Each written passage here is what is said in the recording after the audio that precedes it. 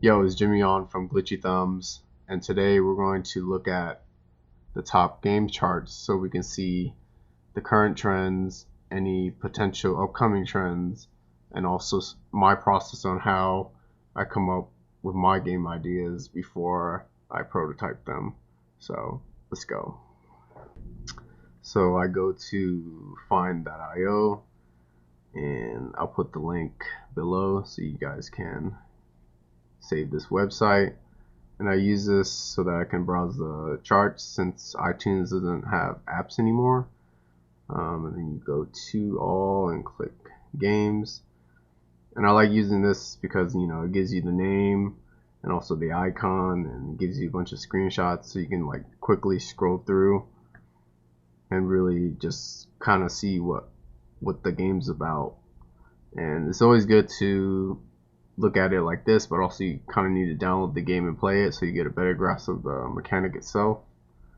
And what I like to do is just like open up some notes and then type in top charts analysis and put the date, so 26, and then a little guideline that I like to follow is when you're thinking about the different attributes for the game, you kind of want to separate them, but you don't have to follow this specific guideline, but just give you an idea of what you should kind of think about when you're writing notes around.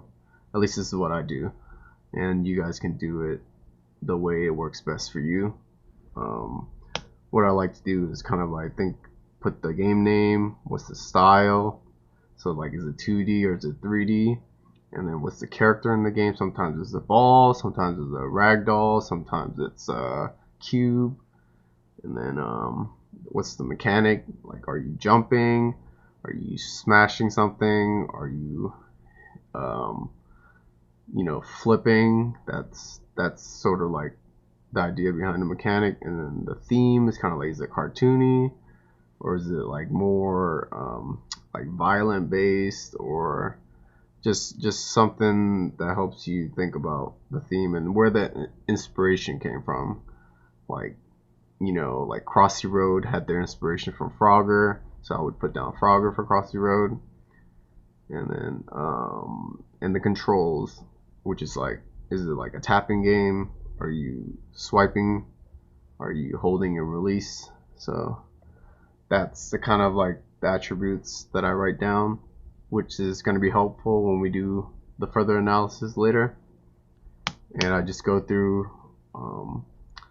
the top 25 just to get an idea of what's the top 25 games and their attributes. And you can kind of do this for all your other games if you want.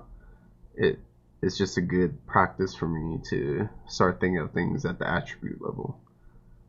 So the first game is Ink, and the style, let's see, it's, when we look at this, let's click into it.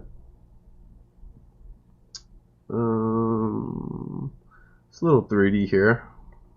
We'll just put 3D and 2D. So 3D, 2D, because it's a little 2D here, but also 3D. We'll give it that. What's the character? Looks like it's like a human guy. Human, I like to call him dummy because that's just how I think about it. Human dummy. We can maybe say ragdoll. We're drawing on their arm maybe, and that would be good for the character. And the mechanic, so you kind of want to play these games so you get a better idea. I've already played like most of the games at the top, so I can think of all the attributes from the top of my head. And the mechanic, it's kind of like you're drawing, a little bit of painting, a little bit of coloring, and it could be like tracing stuff. Trace, And let's see, that should be pretty good for now. And then the theme, it reminds me of like a coloring book, sort of like kids sort of theme. Inspiration, yeah, I think it's pretty much coloring book. And then the controls is kind of like you dragging on the screen, so I would say like a swipe drag or something. And yeah, you don't have to be like 100%. It's just breaking down the game by attributes and seeing the correlations between all of them. So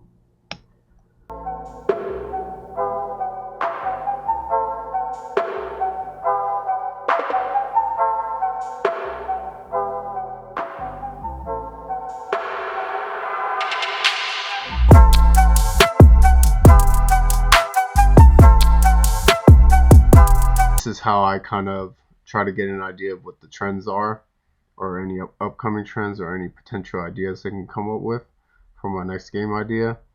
I'll break it down into attributes for the top 25 in the games category, and then I'll use those attributes to come up with categories, which I'm listed here. So there's the section for mechanic, there's the characters, and these are the controls. And I use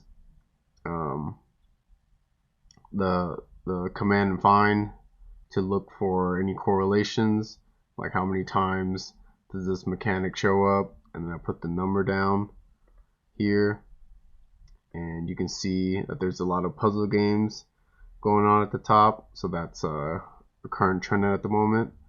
And then the ones that aren't close to that number are quizzes, shooting, and shooting could be like shooting a bullet or like shooting a basketball. So that's how I kind of think about it. So it can be various ways to think of the word shooting. And then you can basically mix and match different characters with a different mechanic and see what kind of ideas you come up with, and then mix up the controls and see what different potential ideas that you can maybe prototype for your next game idea. And some potential ideas you can think of is like human dummy puzzle. It could be like a person in your game walking around trying to solve different traps or different puzzles, or trying to unlock doors. That could be a game idea.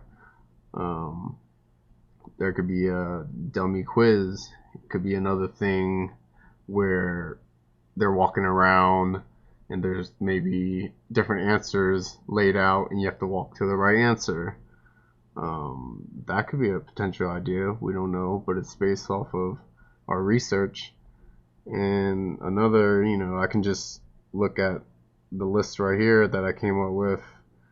You can do spray can basketball. I don't know, maybe a basketball shoots in the air and you shoot it with like water and try to get into the basket. So that's how I kind of think about bizarre ideas, because you want to be thinking about ideas that no one else is thinking of, but also still staying within your research and within the trends, so it's not like too off track, but it's still working at the moment. That's what I think about when coming up with new ideas. It's just good practice to do this every so often. You don't have to do it every day. You can maybe do it every 15 days, just so you can keep track of what's working and what's not in the top charts, because it's changing so quickly. I think it's important to always keep up to date with what's going on and not just make whatever. I mean, that's entirely up to you. If you want to make whatever game you want, that's also a good idea too. But if you want to build something that maybe a publisher would take, I would consider doing the research and then basing your future prototypes based off that.